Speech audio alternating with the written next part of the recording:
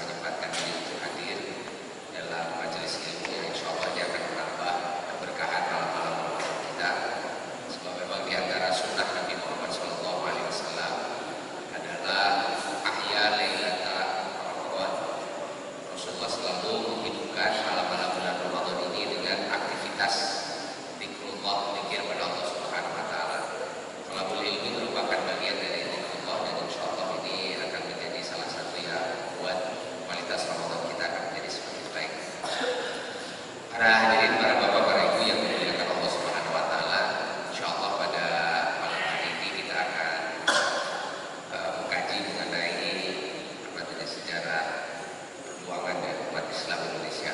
Wah, kalau cerita sejarah ini pasti panjang, karena sejarah bercerita dan cerita itu biasanya bisa dibuat seri sampai ada seri berapa gitu. Dan sebetulnya kalau kita menceritakan tentang apa yang bisa kita ceritakan dari sejarah umat Islam Indonesia ini, tentu banyak hal, banyak aspek yang bisa kita gali. Nah, insya Allah pada kesempatan kali ini kita akan merenungkan beberapa aspek sebetulnya dari sejarah Islam di Indonesia yang ada kaitan dengan dengan jati diri kita sebagai umat Islam di Indonesia. Ada salah satu kelemahan yang dimiliki umat Islam di Indonesia itu, yaitu bahwa umat Islam agak sulit merumuskan identitasnya. Jadi kalau orang Indonesia dia Muslim, itu kadang-kadang terjadi split personality, ada keterbelahan personalitas dari segi identitasnya. Sebabkan di antara problem dalam merumuskan strategi atau gerakan-gerakan yang harus kita lakukan, itu salah satunya adalah mempertegas identitas. Kalau kita tidak memiliki identitas yang jelas, yang tegas, kadang-kadang kita jadi bingung harus melakukan apa. Ketika kita merumuskan diri sebagai seorang Muslim, maka kita bisa melakukan sesuatu karena identitas itu. Kalau kita merumuskan diri sebagai misalnya ada orang yang merumuskan diri, mengidentifikasi dirinya sebagai komunis misalnya, atau kelompok gerakan kiri, maka dia akan melakukan tindakan-tindakan yang ada kaitan dengan identitasnya. Dan identitas menjadi sangat penting. Dalam karya terbaru Huntington, setelah dia menulis The Clash of Civilization, dia menulis satu buku yang sangat menarik. Judulnya itu Who Am I? Seperti judul filmnya Jackie Chan ya, tapi nggak ada kaitan dengan film itu. Buku yang ditulis Huntington terakhir ini tentang Who Am I ini adalah pertanyaan Huntington kepada orang-orang Amerika. Jadi orang-orang Amerika itu sekarang mulai loss of identity, dia sudah mulai kehilangan identitas. Mau disebut Eropa, Amerika ini sudah mulai ingin lepas dari bayang-bayang Eropa. Sebabkan Amerika ketika pertama kali berdiri, yang mendirikannya atau yang memproklamirkan Amerika kan Inggris. Jadi wajah Eropanya sangat kental tentu saja. Tetapi semakin kesini kan Amerika ini ingin tampil menjadi semacam ini ya, bangsa baru yang merupakan percampuran antara Eropa, kemudian Asia, Afrika dan sebagainya, itu ingin bersatu menjadi Amerika. Sampai-sampai identitas keeropaan itu sudah mulai ditinggalkan. Lalu kemudian Amerika juga ingin mengidentifikasi diri dengan agama yang juga sesat. Jadi hampir sekarang orang-orang Amerika ini menjadi kehilangan identitas. Apa sih sebetulnya yang disebut dengan Amerika dan keamerikaan? Nah, inilah yang sekarang menjadi problem di Amerika. Sebab Amerika sudah ingin tadi itu melepaskan diri dari bayang-bayang Eropa dan bayang-bayang Western Barat. Tapi ya tidak bisa. Jadi Amerika tetap akan menjadi seperti itu saja.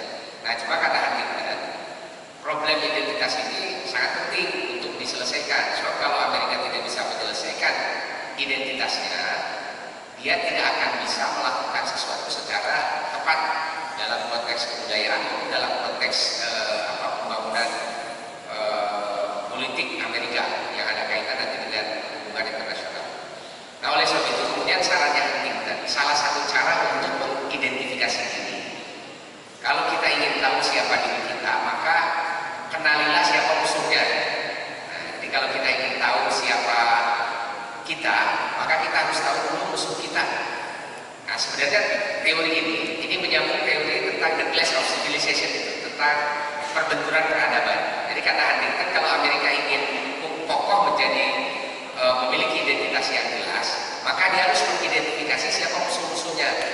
Lalu kembali lagi kepada teorinya tentang clash of civilization itu, Huntington menawarkan bahwa kalau begitu orang Amerika ini harus segera menyebut siapa musuhnya, dan dia menyebut pertama kali bahwa Amerika ini, peradaban Amerika, identitas Amerika, musuh yang dihadapinya pertama kali adalah Islam, gitu. Sehingga Huntington mengusulkan supaya Islam ini diperkuat untuk dimusuhi, antara petik, ya. Jadi artinya harus semakin dikokohkan bahwa Islam itu adalah musuh bagi Amerika, sehingga nanti orang-orang Amerika bisa mengidentifikasi diri bahwa mereka dia bertentangan dengan musuhnya. Apa yang dikerjakan oleh musuhnya itu harus merupakan antitesis dari apa yang dikerjakannya, dan itulah yang nanti menjadi identitas Amerika. Walaupun sebetulnya usul ini konyol dan tidak banyak juga ya intelektual Amerika yang setuju dengan gagasan ini. Tapi rupanya buku ini kan ditulis menjelang George Walker Bush menjadi presiden Amerika, dan Huntington termasuk penasehat presiden yang didengar, dan itu dijadikan sebagai rumus oleh Huntington oleh George Walker Bush, sampai George Bush dia bikin kebijakan perang dengan negara-negara Islam di mana-mana. Dan ini salah satu yang menarik dalam konteks Amerika. Nah, kita balik lagi ke dalam problem umat Islam di Indonesia. Nah, umat Islam di Indonesia hari ini itu sama sebetulnya kondisinya dalam situasi lingkungan. Dia tidak bisa mengidentifikasi diri sebagai apa. Sebab misalnya ya, mengidentifikasi diri sebagai kelompok yang dianggap fundamentalis, katakan begitu, ini jadi bahaya juga. Kemudian ingin mengidentifikasi diri sebagai liberal, pendukung barat dan sebagainya, itu juga menjadi sesuatu yang tidak strategis. Kita menjadi akhirnya ya, orang-orang Muslim di Indonesia ini itu skeptis. Sebenarnya mau jadi apa sih? Gitu. Kita mau jadi Islam benar, kadang-kadang terbentur dengan pergaulan internasional, terbentur dengan persepsi masyarakat tentang Islam dan sebagainya. Nah, problem identitas ini dialami oleh sebagian besar masyarakat Islam di Indonesia.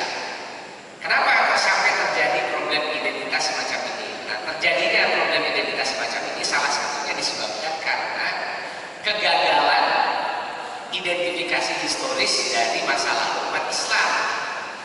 Sebab kan begini nih, salah satu yang nanti akan membuat identitas kita menjadi clear itu adalah pengajaran sejarah.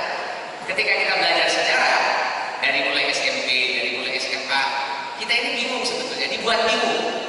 Di satu sisi Indonesia ini adalah negara yang mayoritas penduduknya Muslim, jadi Islam mayoritas. Tapi ketika kita baca sejarah Indonesia, Islam itu pengaruhnya dari mana? Kok nggak kelihatan? Seperti nggak ada Islam sama sekali di dalam sejarah Indonesia. Malah yang dibesar-besarkan itu kan sejarah Hindu, sejarah datangnya kaum kolonial, sejarah pengaruh kaum sekuler di Indonesia dan sebagainya. Itu yang dibesar-besarkan, seolah-olah Islam itu kecil saja pengaruhnya dalam dalam sejarah Indonesia. Nah, sehingga akhirnya ini membuat orang Islam menjadi bingung. Menjadi bingung itu begini. Di satu sisi, gara-gara pelajaran semacam itu, kita diajari bahwa kalau mau jadi orang Indonesia itu jangan terlalu jadi Islam. Artinya kalau mau jadi Indonesia yang sejati itu Islamnya harus kembangan. Islamnya itu harus jangan terlalu serius. Pokoknya asal Islam lah kan gitu ya, Islam KTP kira-kira gitu. Dan celakanya ketika itu dipahami dan dibaca oleh orang-orang yang punya semangat Islam tinggi, itu dia menjadi sebaliknya. Cara berpikirnya itu, kalau saya menjadi orang Islam yang baik, kalau saya mau menjadi pengikut Rasulullah yang taat, mendalam di dalam Islamnya, maka saya harus memikirkan keindonesiaan. Dan bahkan ya banyak yang berpikir sangat ekstrim. Berpikirnya ekstrim sampai menganggap bahwa Indonesia ini negara kafir. Sampai diganti kan singkatan NKRI itu juga bukan negara Kesatuan Republik Indonesia, itu jadi negara kafir Republik Indonesia. Dan sampai ada yang berpikir begitu karena saking dia tidak maunya menjadi Indonesia. So, kalau dia menjadi Indonesia, identitasnya itu dianggap kalau jadi Indonesia sama dengan Hindu, kalau jadi Indonesia itu sinkretik, kalau jadi Indonesia itu sekuler, kalau jadi Indonesia itu anti-Islam, kalau jadi Indonesia itu memusuhi pejuang-pejuang Islam dan sebagainya. Karena kita membaca sejarahnya begitu, ketika mengidentifikasi Indonesia, ketika ketemu dengan itu,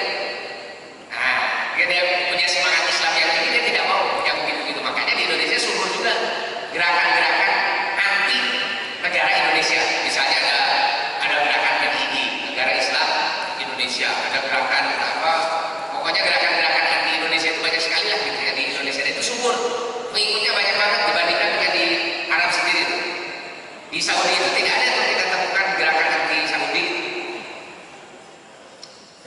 yang menyebut Saudi apa kan itu dalamnya, kecuali dari orang-orang Cina dari sebelah selatan Saudi itu.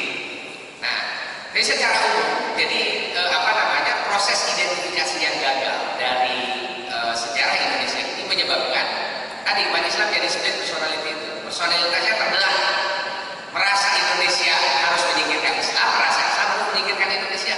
Kan ini sebenarnya menjadi tidak produktif, menjadi sesuatu yang buat umat Islam sendiri menjadi tidak bagus, buat Indonesia sendiri menjadi tidak bagus juga, sebab menimbulkan masalah. Masalahnya itu nanti karena ini mayoritas umat Islam di Indonesia, apalagi ini di kampus-kampus gerakan dakwah ini terus apa namanya hidup, diajari soal Islam, didekatkan pada Islam, diberi motivasi supaya jadi orang Islam yang baik dan sebagainya. Nah, ini jadi masalah itu ketika terus-menerus identifikasi tentang Indonesia itu adalah sesuatu yang tidak ada kaitannya dengan Islam, akhirnya permusuhan terhadap keindonesiaan itu menjadi semakin tajam nantinya. Dan ini yang yang sebetulnya sangat merugikan Indonesia. Tapi sayang sekali sampai sekarang itu tidak ada pembicaraan di Departemen Pertahanan misalnya ya. Sebab kan kurikulum sejarah itu di otak-atiknya sama Departemen Pertahanan. ABRI lah. Jadi kurikulum sejarah kita ini sangat tergantung Pusdara ABRI, Pusat Sejarah ABRI yang menjadi apa yang memberikan pengaruh paling kuat kepada Kementerian Pertahanan. Sebab pelajaran sejarah dan ini nanti ada pelajaran Pancasila dan keluarga negara, termasuk pelajaran strategis yang itu tujuannya adalah untuk membangun semangat nasionalisme. Nah, sampai hari ini tidak ada perbincangan serius soal kurikulum sejarah yang tadi itu ya, yang kita kaitkan dengan pembangunan identitas keislaman orang-orang Muslim di Indonesia. Nah, padahal ini sudah menjadi problem cukup serius sebetulnya dalam konteks pergerakan Islam di Indonesia.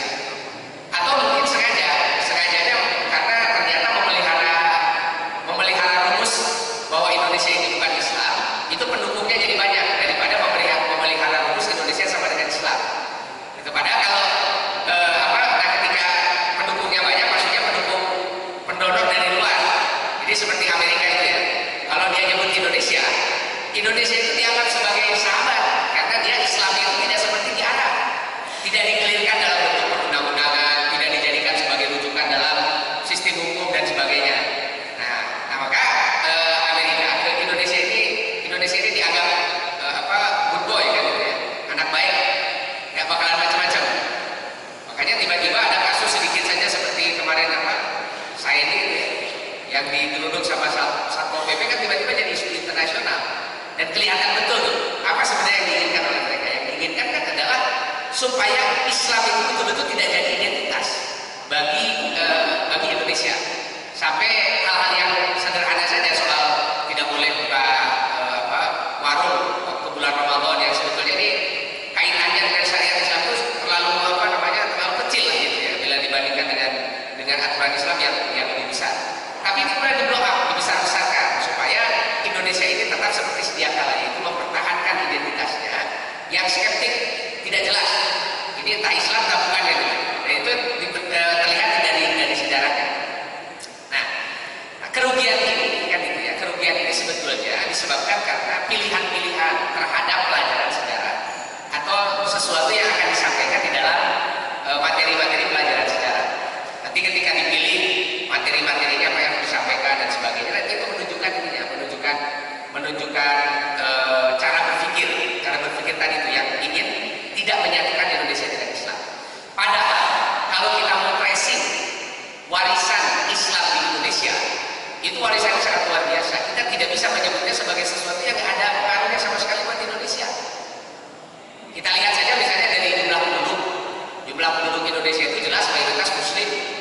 Orang kalau beragama itu, masa ada orang beragama Islam gitu ya? Hari ini saya mau Islam, besok sore ganti dia jadi Kristen, nanti lusa kita mau jadi Hindu gitu, lusa lagi balik lagi Islam ya? Apa bisa begitu beragama? Tidak bisa. Beragama itu walaupun ada orang yang pindah agama, itu pilihannya tidak seperti pilih angkot atau pilih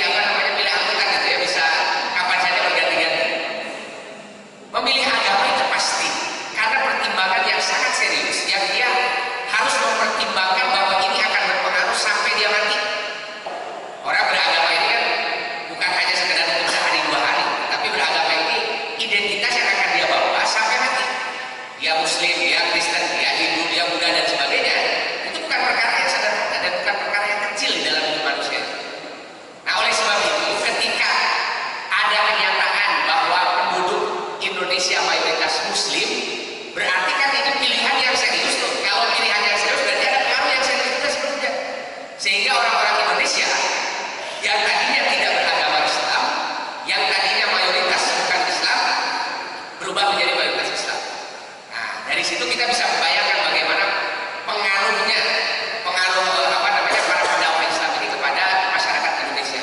Sebab kalau kita perhatikan kan orang Indonesia menjadi Islam itu tidak dipaksa melalui satu proses militer atau melalui proses politik. Kita tidak pernah dengar itu ada satupun kawasan di Indonesia yang menjadi Islam gara-gara ditaklukkan oleh pasukan Muslim dari mana?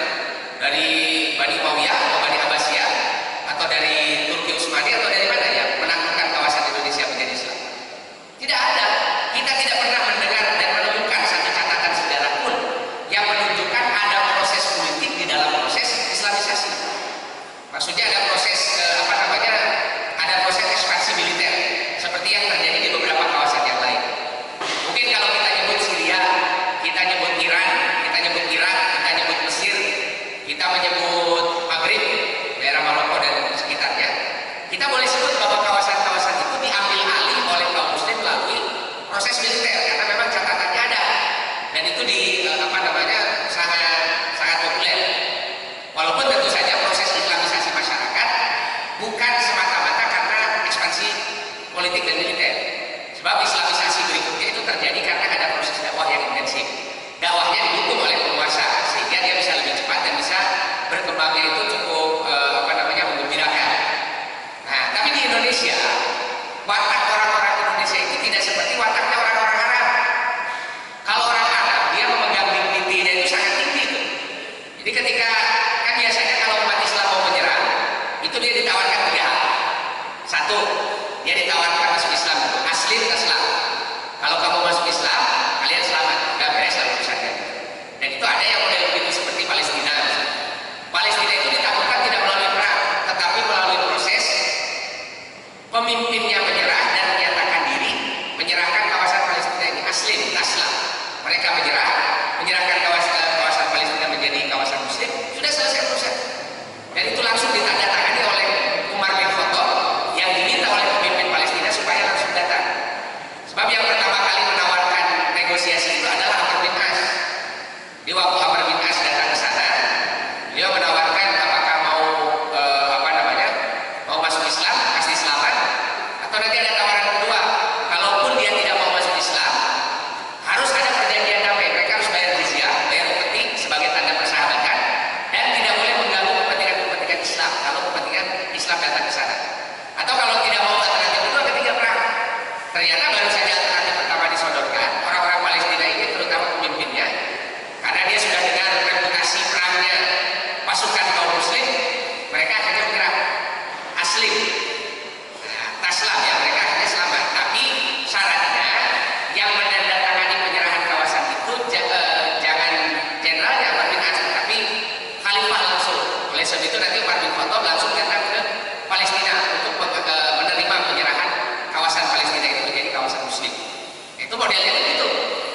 Nah, di beberapa kawasan Arab, sebagian besar kawasan Arab ini orang-orangnya, suku-sukunya biasanya mereka punya dignity yang sangat tinggi sehingga alternatif tawaran pertama dan tawaran kedua itu tidak selalu menjadi pilihan utama. Mereka akan pilih pilihan ketiga itu. Jadi lebih baik mati daripada harus menyerah, lebih baik mati daripada harus masuk Islam. Nah, akhirnya mereka perang. Nah, kalau alternatif ketiga yang dipilih, tentu saja terpaksa umat Islam harus berperang. Dan perang itu bukan alternatif pertama.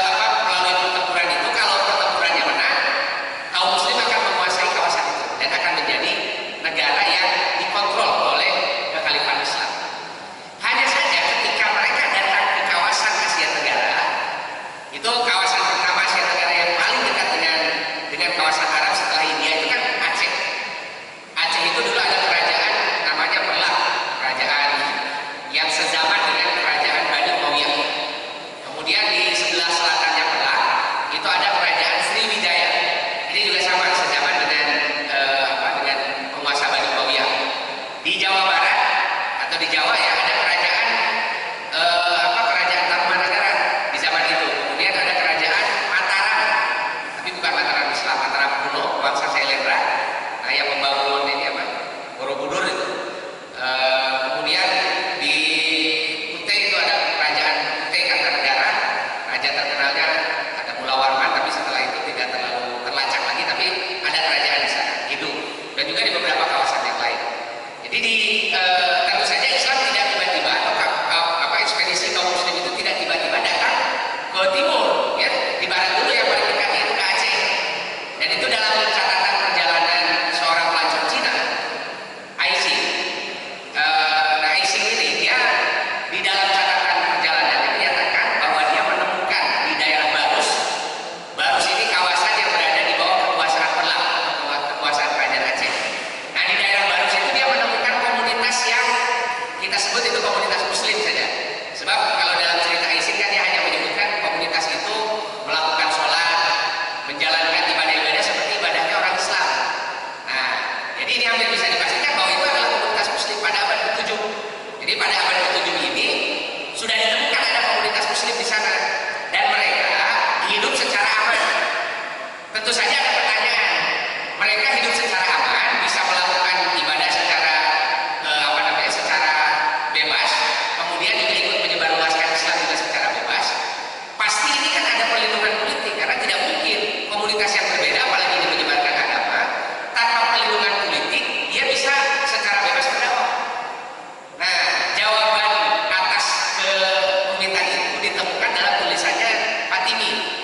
Fatimi itu dia menulis satu artikel judulnya Two Letters from Maharaj to Khalifah.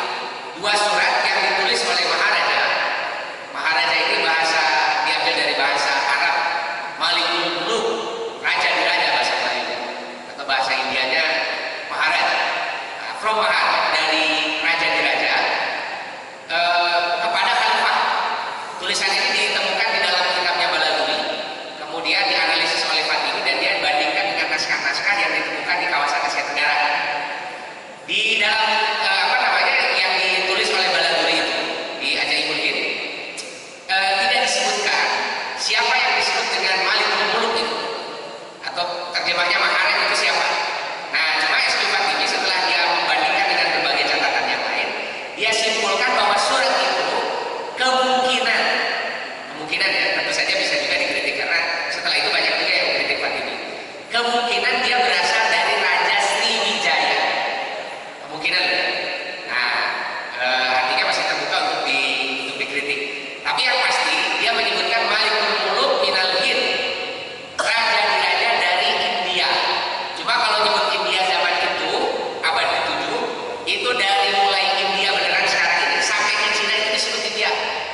Jadi dalam peta lama, peta abad ke-7 kalau ditulis India atau Al-Hind itu dari mulai India sampai ke Cina disebut Hind, ya termasuk Asia Tenggara. Asia Tenggara itu masih tengahnya. Itu. Jadi Cina itu juga disebut Hind dulu itu. Baru kemudian ke sini-sini sekitar abad ke-8 barangkali ya, Cina itu mulai dia muncul dengan nama Sin, Asin. Di dalam peta-peta yang ditulis Cina dipisahkan. Nah, India itu nanti batasnya dari India sampai ke sekitar kawasan Indochina. Kawasan Indonesia seperti Kamboja, berarti Asia Tenggara sekarang. Indonesia itu masih disebut India. Pada zaman Belanda saja, Indonesia itu masih disebut India. Namanya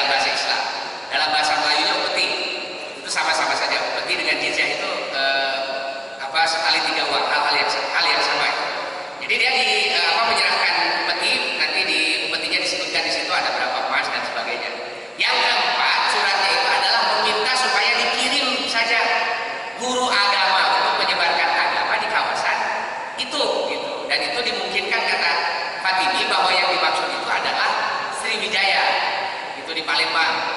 Karena nanti disebutkan juga intinya sifat-sifatnya kemudian dikaitkan dengan naskah-naskah yang ditemukan zaman itu. Dan memang Sriwijaya pada abad ke-7 itu berada pada pada puncak ininya lah, puncak keberhasilannya sebagai satu kerajaan yang besar. Jadi kalau di sebelah utara itu ada Perlah di Aceh, di sebelah selatannya Sumatera itu dibagi dua, jadi sebagian itu dikuasai oleh Perlah, sebagian selatan dikuasai oleh Sriwijaya yang pusatnya di Palembang. Nah, jadi Sriwijaya waktu itu dimungkinkan bahwa yang disebut Maharani itu adalah Sriwijaya. Jadi Sriwijaya ini yang mengirimkan surat kepada Umar bin Abdul Aziz tentang permintaannya untuk dikirimkan tenaga tenaga pengajar lah. Sampai hancurnya Sriwijaya itu tidak pernah tercatat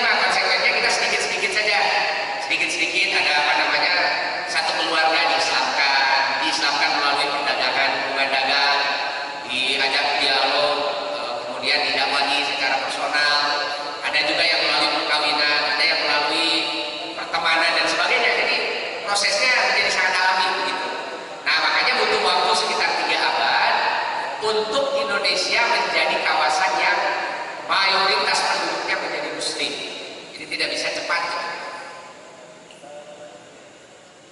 Nah itu nanti baru kita akan bertemu pada abad ke-10, bertemu ada mulai kerajaan yang tadinya Hindu berubah menjadi Islam. Nah itu yang pertama kali adalah Chandrapasai, ya, tercatat sebagai kerajaan pertama yang masuk Islam. Dan itu mereka masuk Islamnya itu bukan karena perang, tapi karena dakwah sudah masif, rakyatnya semua sudah masuk Islam, juga sebagian keluarga kerajaan sudah didakwahi, sudah masuk Islam juga, akhirnya rajanya mau tidak mau, dan bahkan lebih menguntungkan kalau dia masuk Islam, akhirnya masuk Islam. Ketika rajanya sudah masuk Islam, maka kerajaannya pun otomatis juga menjadi Islam, dan itu tidak terjadi keributan yang mencolok, yang hebat, karena keluarga-keluarga kerajaan pada umumnya juga sudah masuk Islam. Nah, dengan cara seperti ini berlaku juga nanti di hampir semua kawasan di Indonesia, termasuk juga di Jawa, walaupun nanti proses politiknya di Jawa agak sedikit rumit lah, tidak semulus seperti di Sumatera, di Kalimantan, di Sulawesi, dan beberapa kawasan Asia Tenggara yang lain, termasuk Semenanjung Malaysia. Tapi di Jawa juga prosesnya sama, jadi dakwah lebih dahulu sampai nanti masyarakat ini masuk Islam. Apa efeknya ketika masyarakat ini lebih dahulu diislamkan? Efeknya Islam di Indonesia ini masuk atau bergabung bersatu di dalam urat nadi kebudayaan masyarakat. Dia tidak hanya ada di level elit saja, tidak hanya pemimpin-pemimpinnya saja, tidak hanya orang-orang pentingnya saja, tetapi rakyat yang jadi Islamnya, gitu ya, yang berubah menjadi Muslim, yang masuk Islam itu rakyat, dan itu kuat sekali. Apa tanda bukti bahwa Islam itu sangat kuat di Indonesia? Satu ya, tanda buktinya waktu Indonesia dikuasai oleh pemerintah Hindia Belanda. Hindia Belanda ini kan secara resmi berkuasa di Indonesia 1 Januari 1800. Itu Indonesia sejak 1 Januari 1800 ini menjadi wilayah provinsi jauhnya pemerintah Belanda. Kan namanya juga menjadi Netherlands India.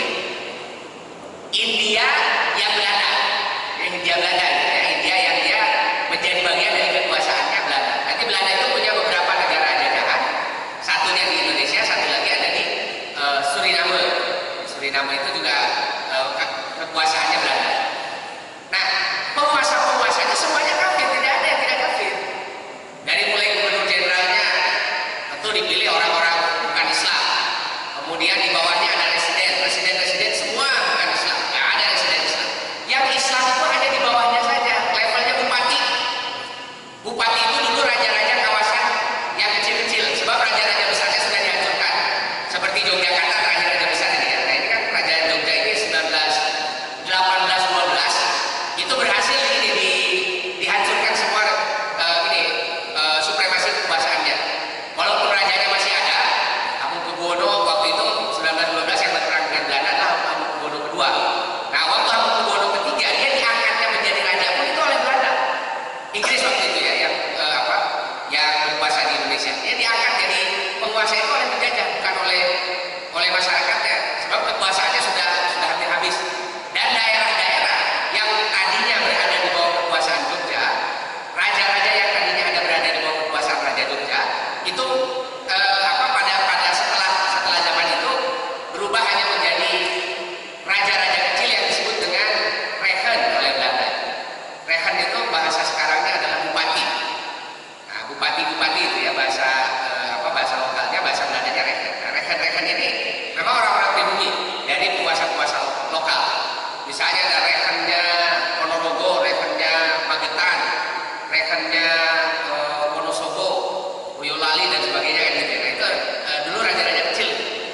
Nah itu pada zaman abad ke-19 sampai tahun 1942 ketika Belanda hengkang angkat kaki dari Indonesia. Kan ini hampir 1,5 abad Indonesia ini dipimpin oleh presiden yang kafir. Berarti itu secara kekuasaan politik kan dikuasai oleh orang kafir. Secara kekuasaan politik orang-orang Islam tidak memegang kekuasaan lagi sudah, karena kekuasaan sudah diambil alih oleh Belanda. Dan bahkan ya kebijakan-kebijakan itu semua sangat kolonial. Abad ke-19 itu tidak ada kebijakan yang tidak kolonial. Tapi berapa persen keberhasilan Belanda menghapus Islam di Indonesia? Kalau mau dipresentasikan memang ada kerugian-kerugian.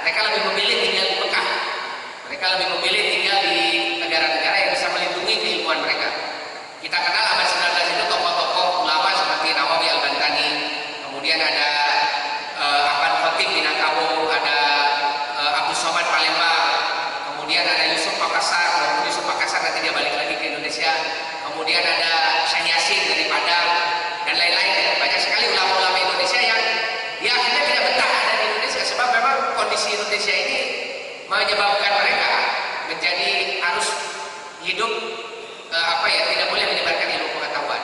Dan ulama-ulama kan musuhnya Belanda nomor satu itu ulama.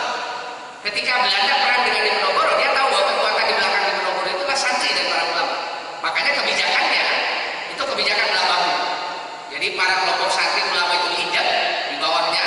Itu nanti kalau belah bahu kan bahunya dibagi dua, yang di bawah diinjak, yang di atas diangkat. Nah, yang diangkat itu siapa? Yang diangkat ini adalah tokoh-tokoh yang dia tidak terlalu, ya bukan ulama-ulama besar lah, tapi masih bisa diotak-atik. Dia adalah nanti yang digunakan oleh Belanda untuk untuk menghadapi para ulama ini. Ada kelompok-kelompok Islam yang diambil alih atau yang dipengaruhi oleh Belanda. Nah, pada zaman kolonial ini 1,5 abad, seandainya Islam itu tidak berpengaruh kuat di Indonesia, saya yakin Indonesia sudah berubah menjadi negara Kristen.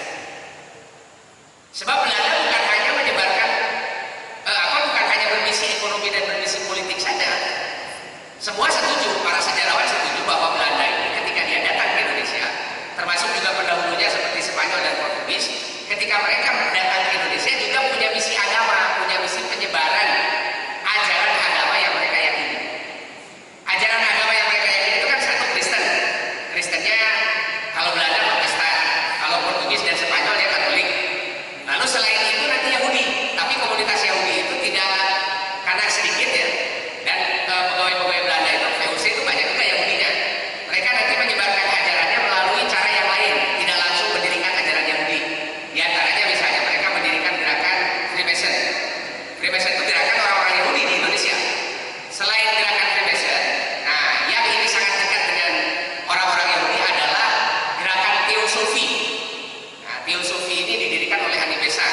Andi Besan ini tokoh teosof dari di Belanda, dia orang Yahudi. Nah, dia Teosofi ini mengajarkan aliran kebatinan. Jadi kalau kita sekarang ketemu dengan ajaran kejawen, ketemu dengan ajaran Sunda Wiwitan, ada Kaharingan, ada ajaran yang diklaim sebagai ajaran asli Indonesia, sebetulnya itu adalah ajaran yang diprovokasi hidup lagi atau dihidupkan ketika di Indonesia berkembang Teosofi itu. Jadi mereka banyak yang aktivis-aktivisnya itu adalah anggota-anggota Teosofi. Contoh misalnya di Bandung itu sekarang ada komunitas Sunda Wiwitan di Lembang. Yang mendirikannya adalah Mei Kartawinata tahun 1927 dan dia adalah aktivis Teosofi sebelumnya. Lalu karena dia sudah jauh dari Islam, ketika Teosofinya bubarkan gitu, dia malah mendirikan ajaran Sunda Wiwitan itu yang dia klaim itu sebagai ajaran asli ya. Tapi ditanya aslinya itu apa maksudnya? Apakah memang orang Sunda mengajarkan itu? Kalau memang orang Sunda mengajarkan itu sebelum Islam datang, coba tunjukkan di mana naskah yang mengajarkan ajarannya itu yang datang sebelum datang zaman Islam. Ternyata tidak bisa ditunjukkan karena memang sebetulnya itu ajaran kebatinan. Kebatinan yang yang dihidupkan kembali. Sebab ajaran Teosofi itu kan ajaran kebatinan. Dia agamanya bisa apa saja. Bisa tadinya Islam, bisa tadinya Kristen, bisa apa saja. Tapi kalau sudah masuk ke Teosofi itu sudah hilang semua. Sebab yang mereka cari adalah tadi itu ketenangan batin. Maka sebetulnya yang namanya ajaran seperti kejawen dan sebagainya itu bukan ajaran Jawa asli dalam pengertian dia datang ajaran yang datang sebelum Islam, bukan. Itu ajaran yang dihidupkan oleh para tokoh-tokoh Teosofi. Dan bahkan kan tokoh-tokoh kejawen ini banyak yang juga selain aktif di Teosofi adalah juga aktivis-aktivis dari Freemason ini. Nah ini kan cara-cara Yahudi dia berkembang di Indonesia modelnya begitu. Dan selain Yahudi kan Kristen dan Kristen dan baik Protestan maupun Katolik itu juga menyebar di Indonesia. Dan itu sejarah mengenai persebaran ajaran Kristen di Indonesia.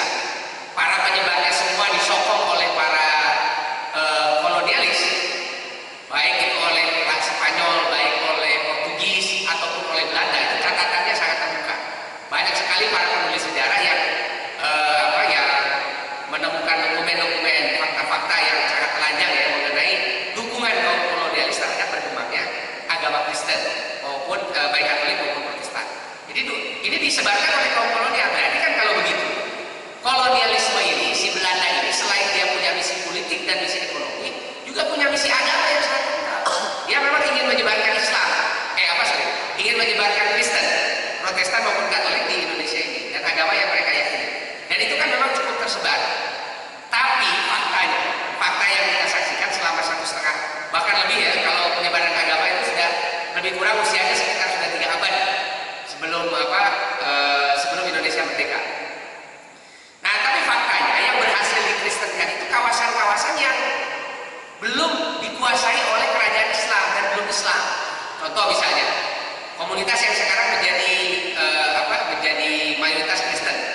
seperti Nusa Tenggara Timur. Nusa Tenggara Timur itu kawasan primitif, belum dikuasai oleh negara Islam. Portugis datang ke sana, mereka ambil alih, berhasil dikristenkan. Jadi itu orang-orang yang masih beragama. Begitu juga ketika mereka masuk ke Minahasa, itu mula-mula Sangir Talaud kan dikuasai Spanyol. Setelah mereka masuk ke Filipina, di Filipina saja orang Katolik itu hanya berhasil mengkristenkan, mengkatolikan di Spanyol kawasan Filipina Utara. Filipina Selatan gagal. Filipina Selatan itu kan ada kerajaan Mindanao, kemudian sebelah selatannya lagi ada kerajaan Sulu. Nah, Mindanao dan Sulu itu tidak berhasil dikristenkan oleh orang Spanyol. Akhirnya mereka loncat ketemu dengan Sangir Talaud dan Minahasa yang masih belum terjamah oleh yang belum terjamah ini oleh orang-orang Islam. Itu masih daerah perawan lah, orang-orangnya masih primitif. Akhirnya itu yang berhasil dikristenkan. Gitu. Jadi Sangir Talaud mula-mula dari Sangir Talaud kemudian ke Minahasa yang sekarang jadi kawasan Manado itu. Di Sumatera Utara misalnya, kawasan mana yang berhasil dikristenkan? Kan kawasan di pedalaman Danau Toba. Satu kerajaan yang belum berhasil diislamkan yaitu kerajaan Batak. Waktu itu ya, jadi kerajaan Batak ini yang raja-rajanya bergelar Sisingamangaraja, raja terakhirnya Sisingamangaraja ke-12, itu dia memang belum berhasil diislamkan. Padahal sebetulnya mungkin satu langkah lagi lah, karena Sisingamangaraja 12 itu sudah sangat intensif hubungannya dengan Aceh. Jadi sampai perang saja itu dibantu oleh Aceh. Tentara Aceh itu berperang dalam perang Batak 1897 itu. Nah, jadi perang Batak ini bertahan cukup lama karena ada bantuan dari tentara Aceh. Sebetulnya kalau ditunggu saja mungkin lama-lama ini bisa masuk Islam Raja Batak. Tapi memang ditakdirkan oleh Allah Subhanahu Wa Taala sebelum berhasil masuk Islam, Raja Bataknya berhasil dikalahkan Belanda dan akhirnya dikristenkan kawasan ini. Nah, misionaris itu terkenal sekali namanya Ludwig Nommensen. Sampai sekarang di Medan itu ada Universitas Nommensen. Nah, itu pembawa Kristen pertama di kawasan Danau Toba itu. Dan kan sekarang ya hanya minoritas kelompok itu saja, kelompok yang tadinya dia berasal dari pedalaman Batak itu di sekitar Danau Toba itu. Nah, jadi kita bisa melihat itu bagaimana peta Kristen bisa berkembang dan ternyata dia tidak bisa masuk ke kawasan yang masih Islam, walaupun tentu saja dalam beberapa kasus ada saja orang-orang Islam, tapi persentasenya tentu saja tidak terlalu tinggi yang masuk Kristen, seperti kasus Sudia Pranata misalnya ya. Dia kan cucunya Kiai Sumpah, Kiai dari Surakarta, tiba-tiba cucunya nanti dia masuk Katolik. Tapi itu usianya sudah 13 tahun ketika dia disekolahkan di sekolahnya Khalid di Magelang dan di Kuntilan. Lalu setelah besar dia dikirim ke Roma dan segala akhirnya jadi pastor pertama yang asli Indonesia. Karena sebelumnya pastor-pastor itu dari Katolik umumnya adalah orang asing. Itu yang asli Indonesia pertama adalah Sudia Pranata itu. Nah, ini kan ada yang model begitu sampai kemudian Ahmad Dahlan berinisiatif untuk mendirikan Muhammadiyah. Nah, salah satu motifnya itu yang sangat clear dihadapi oleh Ahmad Dahlan adalah usaha-usaha orang Belanda untuk mengkristenkan orang-orang Jawa waktu itu ya, tentu Jogja, Solo, sekitar Jogja, Solo gitu ya, karena didirikannya Muhammadiyah di Jogja. Dia melihat kristenisasi itu sudah cukup intensif, terutama menyasar orang-orang miskin. Satu, mereka disasar melalui sekolah, melalui lembaga-lembaga kesehatan, karena yang namanya wabah waktu itu sangat luar biasa, banyak sekali, dan orang-orang Islam banyak yang masuk Kristen gara-gara dibantu untuk mengobati penyakitnya oleh orang-orang Kristen. Dan yang ketiga itu melalui panti asuhan. Jadi panti asuhan itu dimanfaatkan oleh orang Kristen untuk melakukan kristenisasi. Maka Muhammadiyah juga melakukan hal yang sama. Ketika pertama kali didirikan, buatlah sekolah, gitu ya, sekolah Muhammadiyah, AIS, Quran dan lain-lain. Kemudian dia buat lembaga kesehatan, namanya PKO. PKO atau PKU itu? Aslinya PKO itu. Apa yang singkatannya PKU? Nah, sering lewat ya, rumah sakit PKU Muhammadiyah. PKU itu ada PKO, penolong kesengsaraan umum. Tapi kalau sekarang diterjemahkan begitu jadi aneh. Nah, dulu aslinya itu penolong kesengsaraan umum. Jadi PKO dulu sih. Terus dia buat juga asrama-asrama ini, Darul Aitam dan asrama-asrama yatim, panti-panti asuhan. Itu dibuat oleh Muhammadiyah di mana-mana untuk mengimbangi kristenisasi. Itu nanti ditulis di dalam disertasinya Alwi Shihab, adiknya Quraisy Shihab, tentang berdirinya Muhammadiyah. Jadi motif Muhammadiyah mendirikan Ahmad Dahlan mendirikan Muhammadiyah Muhammadiyah itu yang paling besar karena itu sebetulnya. Jadi itu cerita si Hanum di dalam Sang Pencerah itu dia terlalu banyak ini, terlalu banyak ngaconya dia. Entah dari mana itu datanya. Saya kira kita bisa baca disertasinya Alwi Shihab tentang Muhammadiyah. Dulunya Muhammadiyah itu membendung arus ya Muhammadiyah itu memang didirikan dalam rangka itu mula-mula. Itu data-datanya banyak sekali, bisa ditunjukkan lah datanya oleh Alwi Shihab di dalam disertasinya. Saya daripada percaya filmnya Hanum lebih baik percaya disertasinya Alwi Shihab saja. Nah, ini yang terjadi ya, bahwa kristenisasi itu luar biasa. Tapi ternyata tidak berhasil juga, maksudnya tidak hebat lah keberhasilannya. 1,5 abad mereka berkuasa, politik dikuasai, tapi ternyata mengkristenkan orang Indonesia yang sudah Islam itu bukan perkara yang mudah. Nah ini kan menandakan bahwa Islam itu sudah sangat luar biasa ini, mengakarnya di dalam sejarah masyarakat Indonesia. Nah itu baru dari satu segi itu ya, dari segi mayoritas penduduk Islam ke Indonesia yang Muslim itu. Makanya kita harus bersyukuri bahwa Indonesia sampai hari ini mayoritas penduduknya masih Muslim. Nah itu harus kita jaga tuh, jangan sampai sedikit-sedikit nanti habis ya umat Islamnya. Yang kedua itu dari segi bahasa misalnya. Bahasa Melayu itu sebelum zaman Islam dia tidak dikenal sebagai bahasa yang punya kosakata Arab. Tapi setelah Islam datang, yang namanya bahasa Melayu 60% lebih unsurnya itu adalah bahasa Arab. Coba ini saja misalnya ya, di lembaga-lembaga kita ada Mahkamah Agung. Mahkamah itu bahasa apa itu? Itu bahasa Arab. Agung bahasa apa? Nah, kalau Agung itu bahasa Sanskrit. Kemudian ada pengadilan. Pengadilan bahasa apa itu? Adil. Bahasa Arab. Bahasa adil bahasa apa? Pengadilan itu bahasa Arab. Atau ini dewan perwakilan rakyat, dewannya bahasa Arab, perwakilannya bahasa Arab, rakyatnya bahasa Arab. Majelis permusyawaratan rakyat, majelisnya Arab. Musyawarahnya Arab lagi, rakyatnya Arab juga. Dari kata ro'iyah. Nah, kita akan menemukan kosakata dari bahasa Arab Islam, bukan Arab jahiliyah, bukan Arab Abu Jahal. Itu sangat banyak dan kita akan temukan itu di dalam bahasa yang dipakai secara majoriti di kawasan Asia Tenggara. Jadi kan kawasan Asia Tenggara ini bahasa komunikasinya lingua francanya itu kan menggunakan bahasa Melayu. Bahasa Melayu dipengaruhi oleh Islam, berarti kan Islam itu sudah sangat berpengaruh luar biasa. Konsep rakyat umpamanya kan ini kan menunjukkan bahwa ada perubahan konsep mengenai pola hubungan antara raja dengan yang dipimpinnya. Kalau zaman dulu yang namanya raja itu titisannya dewa, maka yang dipimpinnya itu adalah hamba-hamba yang dia wajib menyembah. Makanya rakyat itu menyembah raja. Tapi pada zaman Islam itu diubah, raja itu bukan turunan Tuhan, bukan titisan dewa, bukan titisan Tuhan, tetapi dia pemimpin. Makanya rakyatnya namanya rohingya yang dipimpin. Ada konsep-konsep lain nanti yang kita akan temukan ini mengubah pola berpikir masyarakat Indonesia yang tadinya Hindu-Buddha menjadi Muslim. Nah, nanti kita juga akan temukan lagi di dalam kenyataan soal lembaga-lembaga pendidikan yang berkembang pada zaman Islam. Pesantren yang paling dominan, ilmu pengetahuan. Kemudian kalau kita baca naskah-naskah kuno, Islam ini kan mewariskan tradisi literasi. Kalau di abad dari abad ke-16 sampai abad ke-19, kita akan menemukan banyak sekali naskah-naskah tertulis. Dan itu berisi pelajaran-pelajaran tentang Islam banyak sekali. Dan ini kan pengaruh dari Islam sangat kuat.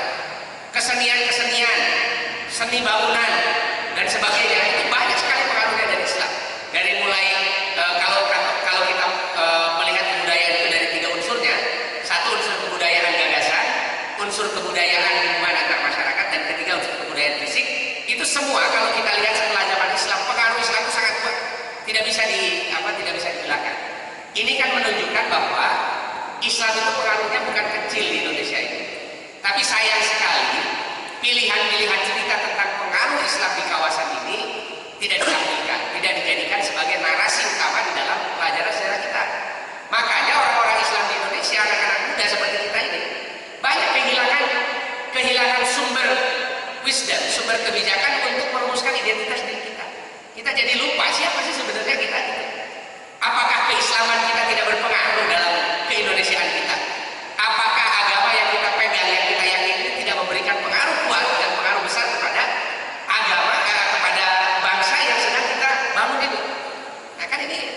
pertanyaan-pertanyaan tidak akan terjawab kalau kita tidak menggali lagi apa sih peninggalan-peninggalan umat Islam, pengaruhnya terhadap peradaban, pengaruhnya terhadap kebudayaan, terhadap pemikiran, terhadap pergaulan, terhadap kebudayaan fisik yang ada di Indonesia. Itu kalau kita analis dengan sangat baik dan disajikan dengan sangat baik, itu akan menjadi modal yang sangat besar untuk mulai menghilangkan dikotomi antara Islam dengan Indonesia, antara negara dengan komunitas muslim dengan agama dan sebagainya.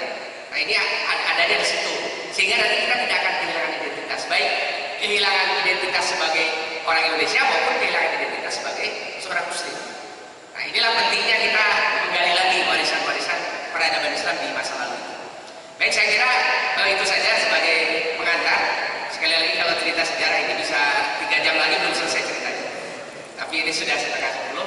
Kalau ada pertanyaan-pertanyaan bisa disampaikan sampai jam berapa ini penelitian? Sampai jam 10 ya. Baik, terima kasih. Assalamualaikum warahmatullahi wabarakatuh.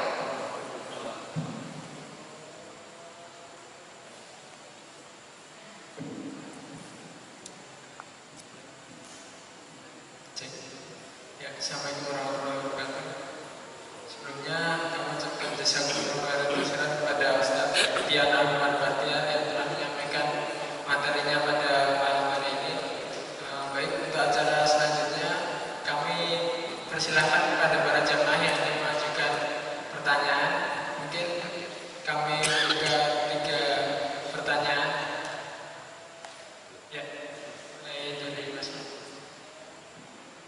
Langsung aja Mas.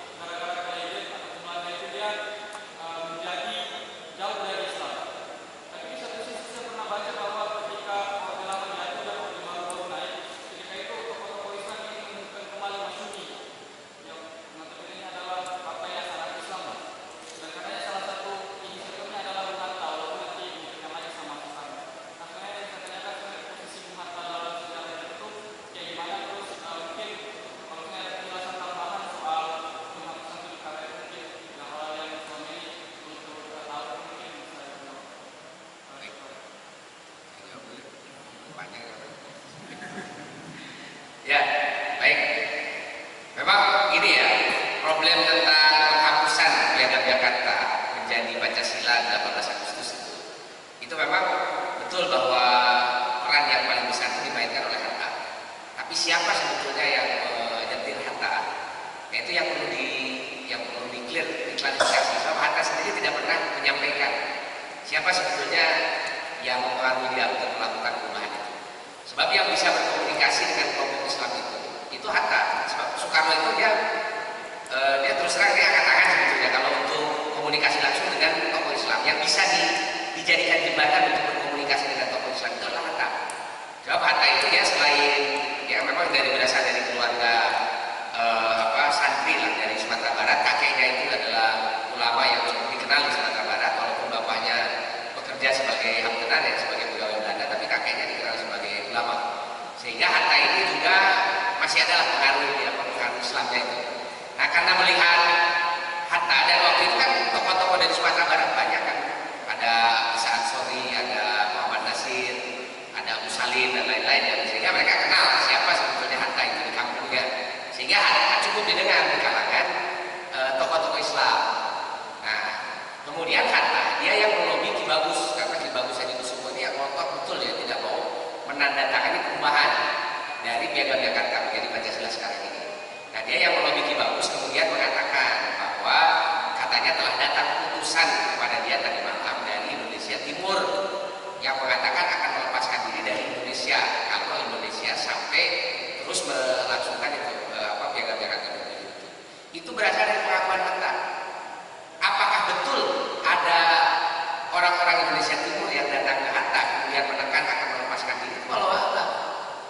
tidak pernah bisa dibuktikan. Memang malam hari ada yang datang ke rumah Hatta dan itu ada saksinya. Dan tapi yang datang itu adalah 3 orang mahasiswa akademi kelautan di Jakarta waktu itu. Memang orang-orang timur, itu ya orang-orang timur tapi kan cuma mahasiswa. Ya. Mahasiswa mewakili siapa kan gitu ya? Seperti mahasiswa UGM datang ke presiden mewakili masyarakat Jogja kan? Kenapa orang? Kan gitu ya. Nah ini mahasiswa datang ke tempatnya Hatta. Mungkin itu yang dijadikan klaim oleh Hatta, menunjukkan kepada Ki Bagus bahwa ini ada orang-orang dari timur yang tidak setuju kalau naskah dalam Piagam Jakarta itu masih seperti itu. Itu mungkin yang dimaksud orang. Kalau yang dimaksud orang-orang dari timur itu adalah anggota dari BPUPK, yang dimaksud pasti Latul Harhari. Karena Latul Harhari dia di dalam sidang BPUPK itu yang paling menentang urusan itu. Tapi dia kan minoritas, suaranya kecil. Mayoritas sudah setuju dengan dengan Piagam Jakarta 22 Juli itu.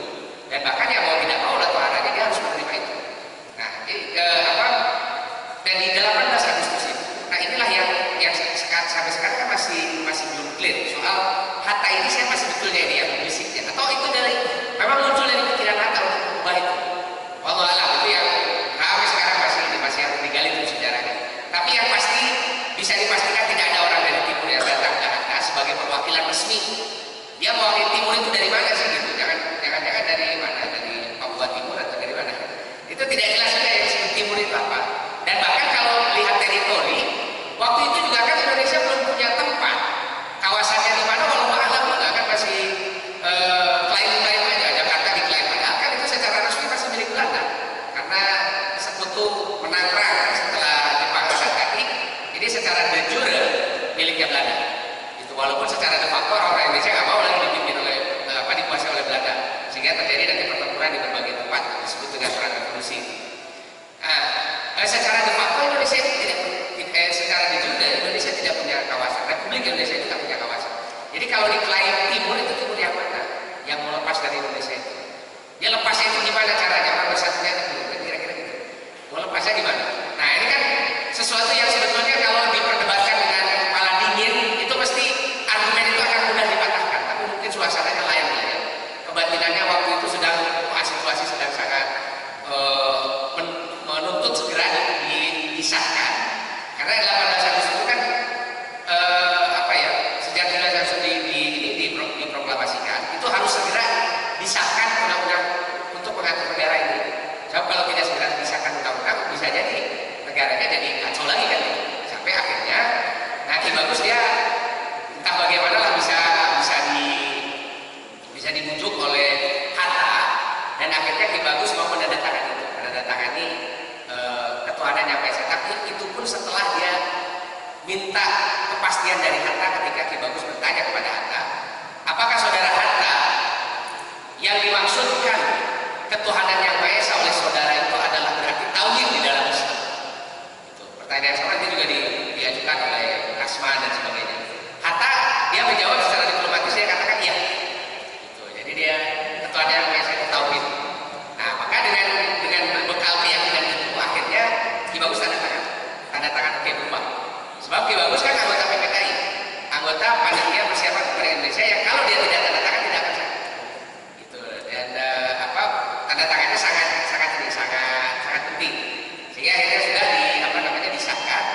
Tapi kalau kita merujuk kepada pertanyaan Ki Bagus kepada Hatta, seharusnya yang namanya ketuhanan yang Maha Esa itu lebih saklek daripada ketuhanan dengan kewajiban menjalankan syariat sebagai pembentuknya. Kenapa? Sebab ketuhanan yang Maha Esa itu tauhid itu hanya ada di Islam, nggak ada di agama lain. Mana lagi coba yang Tuhannya satu selain Islam di Indonesia? Kan itu. Yang lain itu bukan ketuhanan yang Maha Esa, itu ketuhanan yang Maha, kalau kata Sunda Maharia. Rea itu banyak kan gitu. Jadi Tuhannya banyak yang lain-lain, cuma Islam saja. Harusnya kalau ketuhanan yang Maha Esa itu konsisten diterapkan di Indonesia, itu agama lain nggak boleh ada di Indonesia. Hanya boleh Islam saja. Tapi kan pada kenyataannya nggak bisa dong, masa orang Kristen diusir, orang dia lahir di Indonesia masa diusir, orang Hindu dia lahir di Indonesia masa diusir, kan nggak mungkin. Makanya Piagam Jakarta itu sudah rumusan paling pluralis, itu sudah rumusan yang paling toleran. Kan begini rumusannya itu, satu ketuhanan itu Tuhan yang mana bebas lah, pokoknya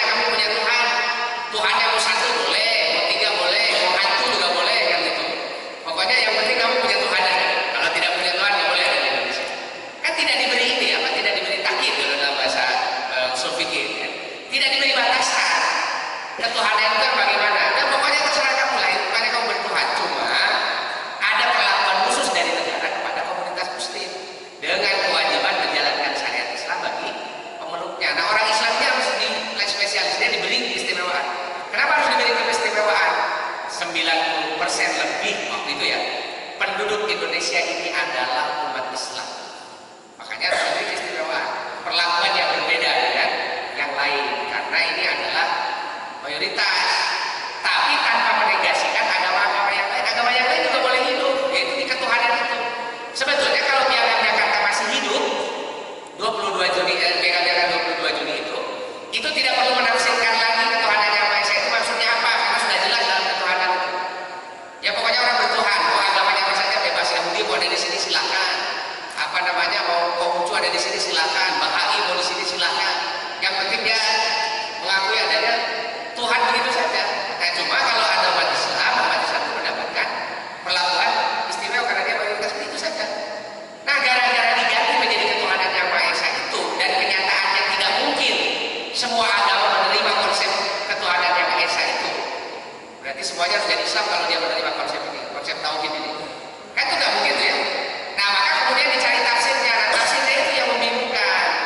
Jadi apa sih maksud ketuhanan Maha Esa? Oh, ketuhanan yang Maha Esa itu maksudnya Indonesia adalah negara agama, negara yang bukan negara agama tapi bukan negara sekuler gitu.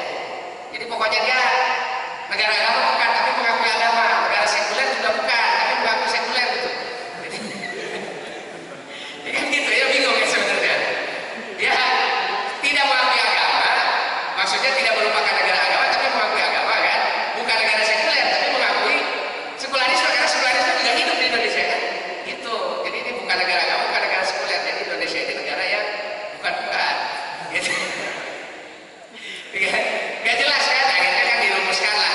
Berarti ketuhanan yang Maha Esa ini pokoknya dia bertuhan, dan agamanya sudah dirumuskan. Agama yang mana yang boleh hidup di Indonesia? Akhirnya kan ditetapkan nama agama itu. 5 kan sebelumnya zaman Soeharto itu. Islam, Katolik, Kristen, Hindu, Buddha. Tambah lagi zaman Gus Dur ada Konghucu. Itu sebenarnya tidak adil. Sebab orang beragama itu tidak semuanya modelnya begitu. Masa orang dipaksa agamanya cuma 6? Yang Bahai nggak mau dong ya jadi apa namanya ya, jadi Konghucu. Yang Yahudi nggak mungkin ya, mau Kristen kan itu, apalagi jadi Islam. Apa dikira nggak ada Yahudi di Indonesia? Ada. Dari dulu juga murid-muridnya Belanda banyak sih. Sinagog di Surabaya itu ada berapa? Sampai sekarang ya masih ada. Makanya gara-gara rumusan yang tidak pakai mikir panjang itu, Piagam Jakarta itu diperdebatkannya. Dia sudah dipersiapkannya itu sudah sekitar 3-4 bulan sebelumnya. Jadi diperdebatkan lama sekali, perdebatan sampai sebulan kan. Dari mulai 23 Mei itu sampai 22 Juni itu di pembukaannya kan. Nanti dilanjut lagi bulan berikutnya, bulan Juli itu persidangan itu dilanjutkan. Coba yang berbulan-bulan sudah didiskusikan, tentu saja memikirkan berbagai macam aspek, dilahirkan tiba-tiba berubah dalam waktu yang sangat singkat, semalam aja. Itu kan kalau semalam kan dipikirkannya tidak matang-matang gitu. Pokoknya yang penting ada perubahan, yang tidak suka dengan Islam, itu aja targetnya. Sampai akhirnya ketika merumuskan hubungan antara agama dengan negara di Indonesia itu hubungan paling memusingkan sebetulnya. Mau ditolak tidak, mau diterima juga tidak juga gitu. Kan kalau model di negara sekuler jelas agama ditolak. Singapura misalnya nggak ada kementerian agama, mana ada menteri agama di Singapura kan, karena dia negara sekuler, sudah menyatakan bukan negara agama. Kalau bukan negara agama, urusan kalian, urusan privat. Makanya agama itu diuruskan oleh lembaga swasta namanya MUIS, Majelis Ulama Islam Singapura itu. Tapi itu bukan negara, bukan lembaga negara, itu lembaga swasta. Kalau di kita seperti ormas Islam lah kira-kira gitu. Nah, dia bikin MUIS, itu pun diatur dengan aturan yang sangat ketat, susah, nggak bisa. Adzan pun nggak boleh kedengaran keluar. Jadi kalau adzan, bahkan pengajian pun ya pokoknya harus cuma didengar di sini aja. Adzan ya harus cuma didengar di masjid aja. Tidak boleh ada suara-suara yang sampai mengganggu orang lain dan sebagainya. Kan ini yang itu model negara sekuler gitu. Atau model negara agama seperti di Malaysia, agama resminya Islam. Jadi Islam itu dijadikan sebagai dasar agama. Seperti di Brunei Darussalam, seperti di Maroko, seperti di Saudi, seperti di negara-negara yang menjadikan Islam itu sebagai dasar dasar sistem kenegaraannya. Nah, yang paling memusingkan itu Indonesia tidak jelas. Dia menerima atau tolak agamanya kan gitu. Ditolak ada Departemen Agama, diterima di agama itu kayak dimusuhi kan gitu ya. Tiba-tiba kalau ada urusan perda syariah segala macam, seolah-olah ini ada monster yang mau menghabisi Indonesia. Ya modelnya karena tidak jelas begini kan. Nah, ini sebetulnya karena tadi itu Pak, kesalahannya kecil saja. Harusnya kalau Piagam Jakarta itu berlaku, itu tidak akan ada lagi perdebatan soal agama apa yang harus hidup di Indonesia atau yang boleh hidup di Indonesia. Bebas, silahkan. Wah, agama apa saja silahkan. Yang penting dia mengakui Tuhan. Gitu. Jadi sepanjang dia bertuhan tidak ateis, maka dia bisa hidup di Indonesia. Gitu. Dan mungkin nanti Departemen Agama tidak perlu ada, sebab nanti khusus untuk umat Islam itu ada perlakuan khusus. Jadi tidak perlu lagi itu ada Departemen Agama. Sebab kan Departemen Agama itu kompensasi gara-gara 7 kata dicoret, terpaksalah dibikin Ministry of Religion gitu kan gitu ya. Departemen Agama dibuat waktu itu kan ya karena negosiasi terus buktinya Indonesia berpihak pada Islam apa? Piagam Jakarta ini maksudnya bukan untuk menghilangkan Islam. Ini sudah komprominya sudahlah bikin Departemen Agama. Itu Departemen Islam bukan Departemen Kristen. Kan gitu ya. Kenapa Departemen Islam? Ya buktinya sampai sekarang juga anggaran Departemen Agama sudah 20% ya untuk orang Islam. Cuma saya masih sedikit aja. Coba kalau dia setengahnya anggaran itu untuk umat Islam kan luar biasa. Cuma dapat 90 triliun dari 1.500 triliun anggaran Indonesia. Jadi masih sangat kecil. Itu pun sebagian besar dihabiskan oleh menterinya. Jadi yang lain-lain kebagian sedikit aja. Nah ini menjadi persoalan sendirilah di Indonesia. Dan Hatta itu sesungguhnya ya kalau lihat sosok Hattanya, dia yang dengan umat Islam itu tidak terlalu jauh juga. Sebetulnya waktu Mas Sulimo hidup bukan Hatta ya. Hatta itu malah dia membuat partai baru, namanya PDI, bukan PDIP. PDIP lain menjawabin. Ini PDI dulu, Partai Demokrasi Islam di Indonesia. Dulu yang diajak bergabung dengan PDI ini ada almarhum Profesor Deliano. Waktu itu dia kan mantan ketua HMI, ketua PBHMI. Lalu diajak, tapi Deliano dia karena memang muridnya Pak Nasir, dia menolak dengan halus. Dia lebih memilih mendukung untuk menghidupkan lagi Pak Musi kan. Jadi PDI-nya sempat dideklarasikan tapi gagal, tidak bisa ikut pemilu karena memang nggak ada itunya, tidak ada pendukungnya.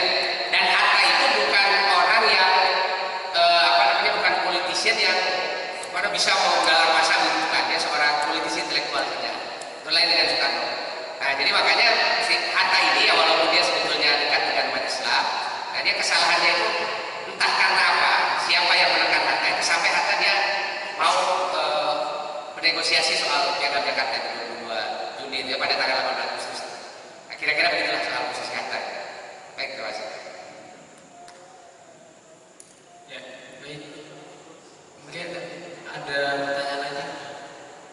Ya, masih. Assalamualaikum warahmatullahi wabarakatuh. Saya Fahmi Pak dari Sekretariat UGM. Pertanyaan saya ada dua. Yang pertama mungkin menanggapi jawaban Bapak tadi tentang polemik terkait Piagam Jakarta ya. Saya pernah baca referensi itu, Piagam Jakarta oke, pastinya sudah berakhir dengan kesepakatan seperti itu, kehadiran Yang Maha Esa. Nah terus saya pernah baca kan setelah adanya UUD 1945 kan rencananya mau disempurnakan dalam UUDS 1950 yang dibentuk Badan Konstituan tersendiri. Nah tapi pada akhirnya kan tidak berhasil. Salah satu faktor penyebabnya saya pernah baca itu karena tentang pembahasan dasar negara atau pokoknya terkait dengan balik lagi ke prinsip Islamnya itu tadi. Maksudnya apakah Islam ini bakal jadi ciri khas Indonesia atau bagaimana? Sampai akhirnya Presiden Soekarno membatalkan dengan teknik itu menjadi konstitusi dibubarkan seperti itu. Nah mungkin Bapak punya referensi tambahan tentang itu. Jadi saya rasa perjuangan Piagam Jakarta belum berakhir. Ternyata di konstitusi itu diperjuangkan lagi, tapi ternyata itu pun jarang dibahas. Pertanyaan saya yang kedua terkait nation building Pak. Gitu. Saya sangat setuju dengan pandangan Bapak bahwa di Indonesia ini saya lihat memang banyak terjadi split personality gitu ya. Orang Muslim itu harus menjaga Indonesia dan orang Indonesia itu nggak boleh mereka Muslim. Nah, salah satu faktornya itu karena memang pemahaman sejarah yang sangat dangkal. Di satu sisi sejarah Islamnya kuat banget, tapi nggak mau belajar dari Indonesia. Dan satu sejarah Indonesia ini kuat, tapi mengkalikan yang Islam. Dan saya sendiri, Bapak bayangkan saya orang kedokteran gigi, orang saintis istilahnya. Tapi saya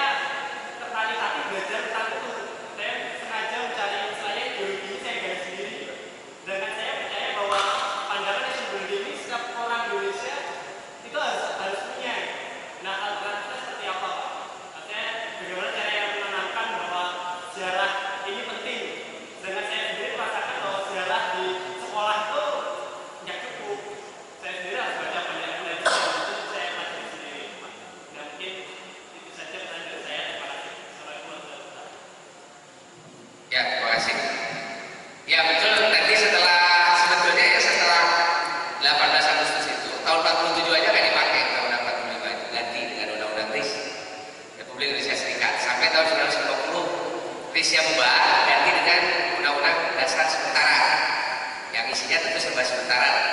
Karena memang konon ya Undang-Undang Dasar 45 itu dianggap belum final, jadi belum sempurna, maka disempurnakan dengan dibentuknya konstituante. Konstituante itu satu dewan, jadi pemilihan 55 itu memilih dua kali. Satu pemilihan untuk DPR, nah itu pemilihan DPR itu saya akan berikutnya, nanti satu lagi adalah pemilihan anggota konstituante. Nah pemilihan anggota konstituante itu kan ada juga masih anggota DPR yang ikut di sana juga. Itu khusus untuk komite yang membahas mengenai konstitusi dasar negara. Dia bersidang sudah 3 tahun tapi gagal. Gagal itu karena dibubarkan oleh Soekarno sebenarnya. Karena sudah hampir clear, sudah 95% lah beres, tinggal bagian akhir saja. Nah, tapi digagal oleh Soekarno karena memang ada ketakutan karena di situ nuansa agama kuat sekali. Jadi ada keberpihakan kepada agama yang sangat kuat. Akhirnya dia kembalikan lagi situasi kepada status tidak jelas 18 Agustus.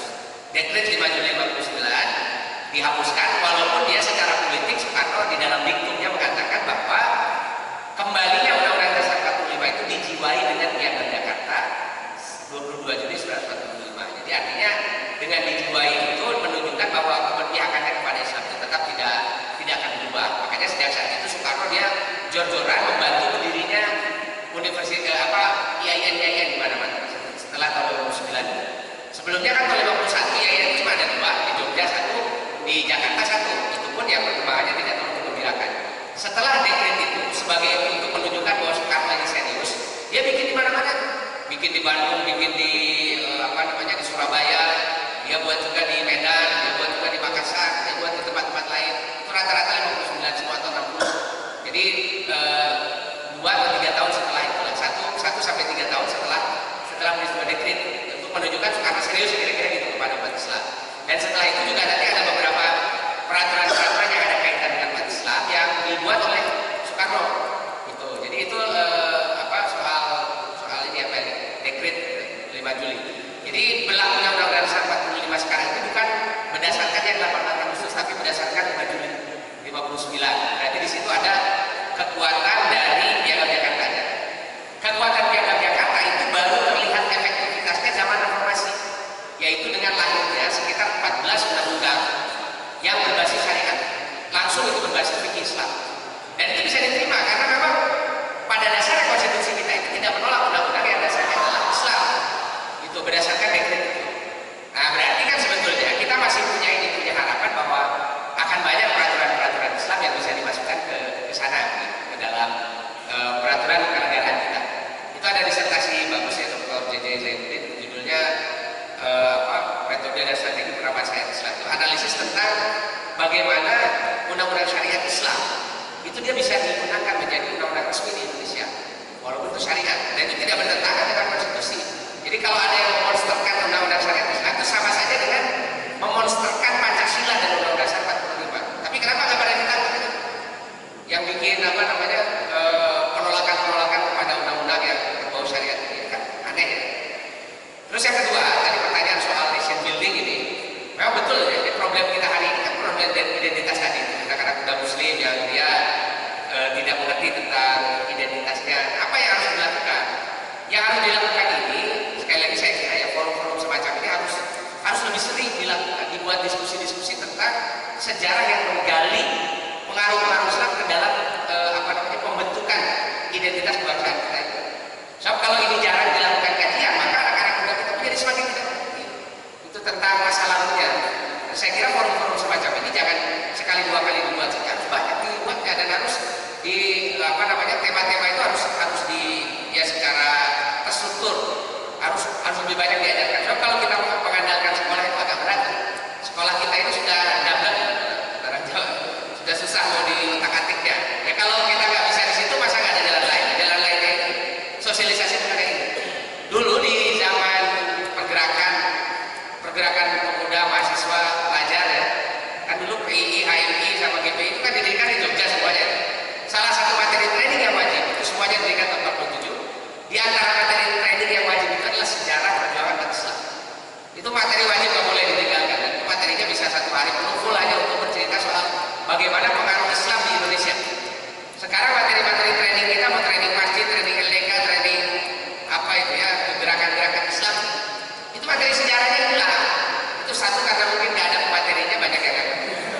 Terus yang kedua karena kesadarannya sangat rendah. Kita harus hidupkan lagi nih di training-training berbagai gerakan, itu harus diangkat lagi sejarah gerakan Islam. Sehingga nanti ini menjadi masif. Kalau semakin masif, semakin banyak yang sadar. Siapa tahu lama-lama juga yang sadar ini nantinya calon jenderal, calon presiden, calon menteri, calon apa gitu ya, lama-lama bisa berubah juga. Gitu, insya Allah. Baik, saya kira itu saja ya. Terima kasih atas perhatian semuanya. Subhanallah wa bihamdika asyhadu an la ilaha illa anta astaghfiruka wa atubu ilaik. Assalamualaikum.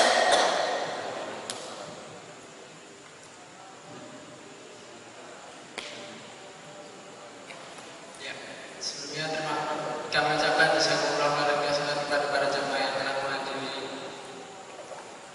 materi setelah salat tarawih pada malam ini. Kita tutup materi hari ini dengan bacaan penutup majelis. Amin. Assalamualaikum.